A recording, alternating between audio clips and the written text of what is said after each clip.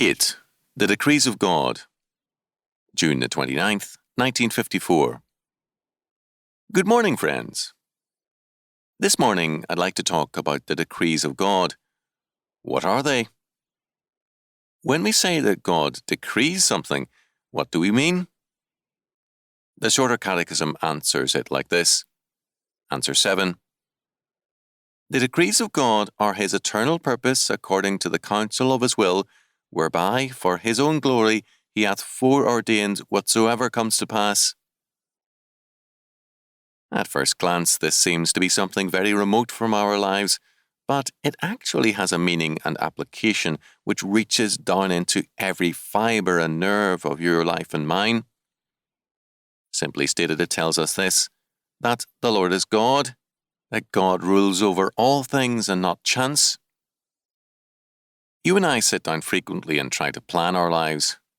We figure on so much time for work and so much time for play. We budget and plan our finances and decide that a certain sum will have to be set aside monthly for set payments, leaving us a specific sum of money for other purposes. We earnestly and sincerely try to plan our lives, but of course the trouble is that they don't plan well. Unexpected things happen, events which we cannot control, and neither our time nor our money prove our own. Illness or extra expenses wipe out all our planning, and sometimes years of hoping. Then we start planning and hoping all over again. It has its value. It gives us minor victories which would be impossible without planning. But we always know that we can never control every factor in our lives or in our work and world. We plan, but our events outside our control continually compel us to alter and adjust our planning. If God's planning were like our planning, then most of God's creation would have to be outside His control and moving under chance. It would make chance more important than God, because God's plans would be liable to change if events overruled His planning. We know that this is not so. There is no chance in this world. As James, the brother of our Lord, declared at the Council of Jerusalem, "Known unto God are all His works from the beginning of the world." Acts 15:18. God's planning is perfect planning. It leaves nothing to chance, and neither man nor events, but only God controls the course of the plan. What does this mean for us?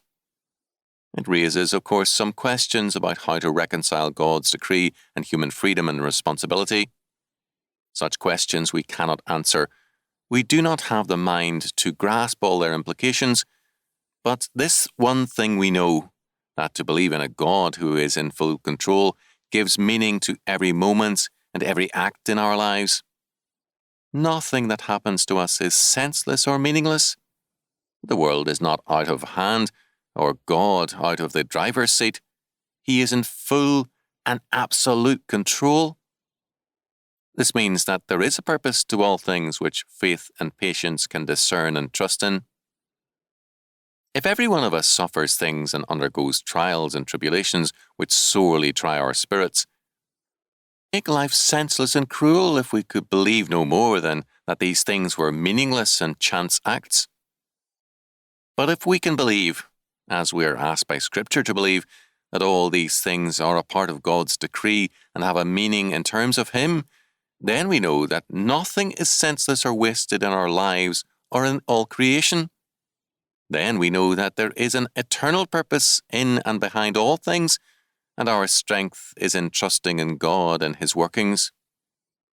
It enables us to say, although I do not know why these things have happened to me, I believe in the love and purpose which stands behind them and brought them to me. Because the Lord planned this, I know that His purpose is to His eternal glory and to my strengthening and fulfilling in Him.